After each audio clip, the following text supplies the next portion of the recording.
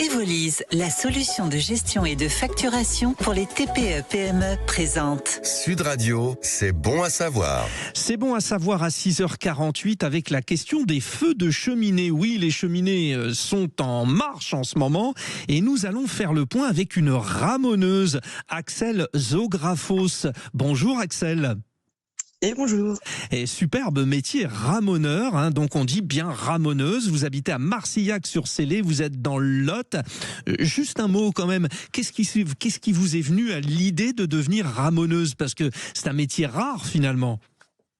Bon, c'est un métier rare mais en demande, donc voilà, tout simplement. Et voilà. Et vouloir me reconvertir dans un métier manuel. Et oui, la reconversion, c'est important. Alors, donc, concrètement, la cheminée reste un mode de chauffage intéressant, passionnant, beau, mais qui nécessite rigueur et entretien. Vos conseils, notamment pour l'entretien, Axel? Bon, déjà, d'office de faire ramoner par un professionnel qualifié, ça c'est une obligation par le décret de 2023. Le ramoneur qualifié, il saura constater la qualité et la quantité de la suie lors du ramonage et saura vous guider du coup sur les fréquences de ramonage. Bon, une fois obligatoire de toute manière, 2 fois conseillé, voire plus. Bon, il saura également vous donner des conseils Axel, sur l'utilisation. Oui, parce que j'allais vous poser la question. Quels sont les principaux dangers finalement de l'utilisation de cette cheminée dans la maison? Eh bien, il faut que l'installation soit construite dans les normes. Si l'utilisation du générateur est correcte, c'est-à-dire que l'utilisateur met assez d'oxygène, ne ferme pas les arrivées d'air et qu'il met du bois sec, c'est-à-dire moins de 20% d'humidité, il n'y a pas de danger particulier. Que doit-on vérifier ou entretenir pour éviter un feu de conduit, par exemple? Eh bien, il faut entretenir son générateur. Donc, comme je vous disais, le faire ramoner par un professionnel qualifié. Oui. Lui, ce que je vous ai dit juste avant, il saura vous donner des conseils sur l'utilisation, sur les améliorations possibles de l'installation si celles-ci sont pas faites dans les règles de l'art. Voilà. Mais oui, parce que évidemment, là, vous conseillez cette intervention de professionnels et vous en êtes l'exemple. Mais souvent, quand même, disons-le, le consommateur, l'habitant qui est face à sa cheminée, essaye de trouver des petites astuces. Hein, et c'est bien sûr. Voilà. Alors allez-y, rappelez encore. Déjà, voilà, le manque d'oxygène, ça c'est une des pires erreurs qu'on fait. C'est-à-dire quand on ferme le tirage. La combustion, pour se faire, elle a besoin d'oxygène.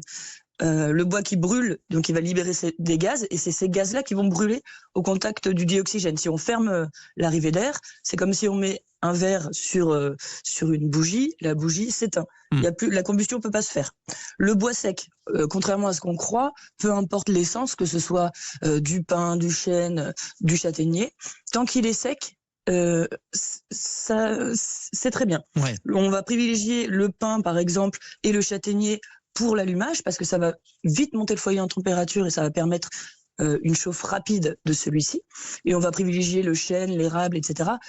Ensuite, c'est-à-dire les bois durs, parce qu'ils font de la braise et qu'ils durent plus longtemps. Donc on peut aussi privilégier l'allumage inversé, c'est-à-dire l'allumage par le haut. Vous pourrez regarder sur internet, il y a plein de vidéos et de conseils. L'avantage de cette technique, c'est que ça préchauffe le conduit, donc ça évite les bouchons thermiques. Il y a une meilleure combustion directement. Et puis voilà. Et puis ensuite, voilà, quand on allume son feu. Et Axel, évidemment, pour conclure, parce que on l'a bien compris, vos services, votre profession permet justement d'éviter le pire, mais des fois le pire arrive. Un feu de cheminée se déclare. Comment il faut réagir immédiatement? Déjà, on ferme le tirage. Donc là, pour le coup, on le ferme. On veut plus de combustion, donc on le ferme. Il existe dans le commerce des boules de soufre qu'on jette dans le feu et qui va absorber tout l'oxygène de la combustion. Ensuite, on appelle les pompiers, puis on attend à l'extérieur. Voilà.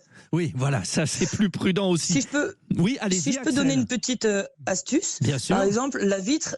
la vitre reflète exactement ce qui se passe dans votre conduit. C'est-à-dire que si votre vitre, elle noircit, il faut réagir. C'est que la combustion n'est pas bonne, que le foyer n'est pas assez haute température, et donc on rouvre tout à fond. On ferme jamais le tirage. On peut fermer par exemple aux 3/4 lorsque il reste des braises, parce qu'il y a moins de gaz dans les braises, mais on ne ferme pas le tirage.